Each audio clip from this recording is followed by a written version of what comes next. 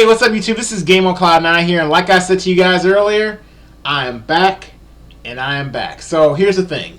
Earlier this week I made a video titled Dragon Ball Super versus Dragon Ball GT, which is the true successor to Dragon Ball Z, something of that sort. And one of the things that I touched on in that video was about Goku's character. Now I'm sure a lot of you guys have probably seen some videos where people have talked about how they feel about Goku's character when it comes to Super, how they feel like he's become more or less a danger to those around him than, actually been, a help at this point in the story. And I have to agree with that. But before I get into that, I figured this would be a good topic to talk about since I didn't really get a chance to flesh it out as much as I wanted to in the previous video. But I want to take it a step further. Now, I want to say the ideas that I have that I would like to see happen to Goku's character probably aren't going to happen. I'm just being realistic. I mean, I don't think they will. It could happen because this is all based on the blueprint in Dragon Ball Super, but I don't see it happening. But anyway, I still want to talk about it.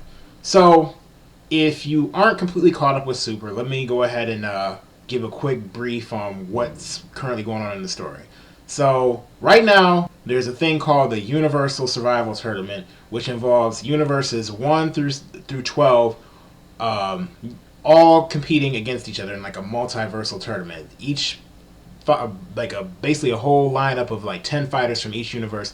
They're all going at it with the Gods of Destruction as like the captains of the universe and leading them forward in this charge.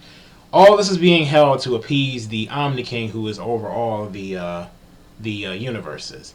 And if they don't appease the Omni King, if in whatever universes actually win the competition, or the universe that wins, they get their universe saved. Now it goes a little bit more deeper in that. Why? Because we found a little bit more information recently how the competition was actually it actually ended up helping everyone more than it ended up hurting everything, because the original notion was that Goku went to the Omni King and he wanted to remind the Omni King to have this tournament because he wanted to face a lot of strong guys. Beerus didn't want him to do that because he's like, hey, you never know what can happen.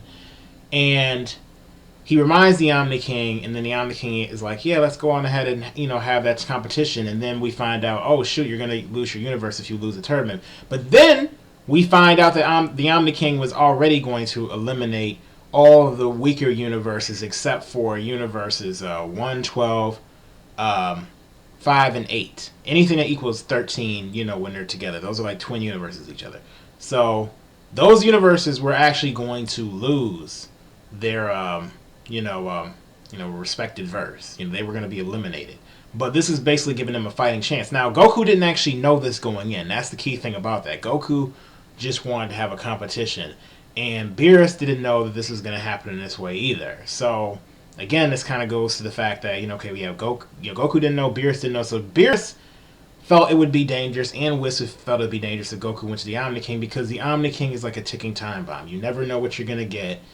And chances are he's going to blow up your universe if he gets too pissed off, because we've seen him do it in Trunks' timeline. He blew up Universe 7 when he didn't like how it looked.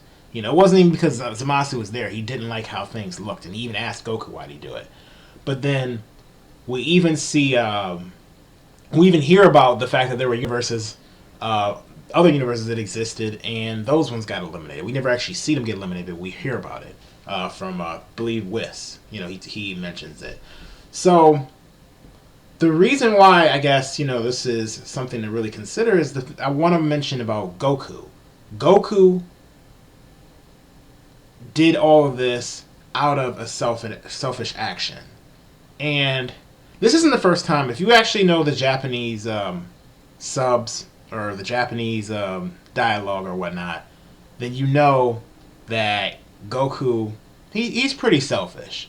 But at the same time, I feel like in Super, they've really, really, really zoned in and keyed in on the selfish nature of Goku.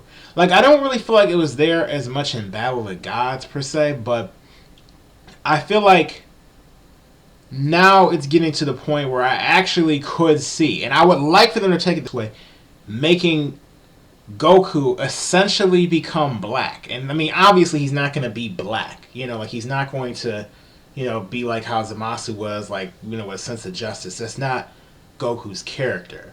But what I would like to see them actually decide to do is to have Goku's excitement and thrill for battle just continue and continue and continue to the point where it just actually becomes dangerous. And it's already gotten to that point where it's dangerous.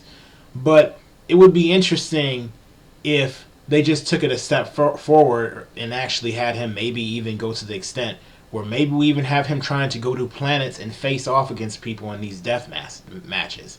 Now you might say, "Oh man, Cloud9, Urban, that's a little too much." But I think it would be an interesting way to take it. And why do I say that? Because we see everyone else in Super, like in the main cast, developing in a positive way. I mean, even though Gohan, I don't like the fact that he's just, studying. He's trying to take care of his family. And now he's trying to pick up his fighting a little bit. So he is trying to protect his family as well as be, the I don't know if you call him the breadwinner, because I don't ever see him being the breadwinner. We're seeing how Videl, whose daughter she is. I don't see him being the breadwinner. But as far as he's trying to take care of his family the best he can. If you look at Krillin's working a job as a police officer. If you look at I don't know, Vegeta's the best example. Look at how fatherly he's become. These are times of peace. And I'm not saying Goku, like, I hope I don't saying that I think Goku should lessen his will to fight, because I think that's a part of his character. But it's a part of Vegeta's character too, but Vegeta knows his priorities. And I think Goku in Z had a little bit more respect for those around him, a little bit more, especially like during the Android saga. And he was a little bit more.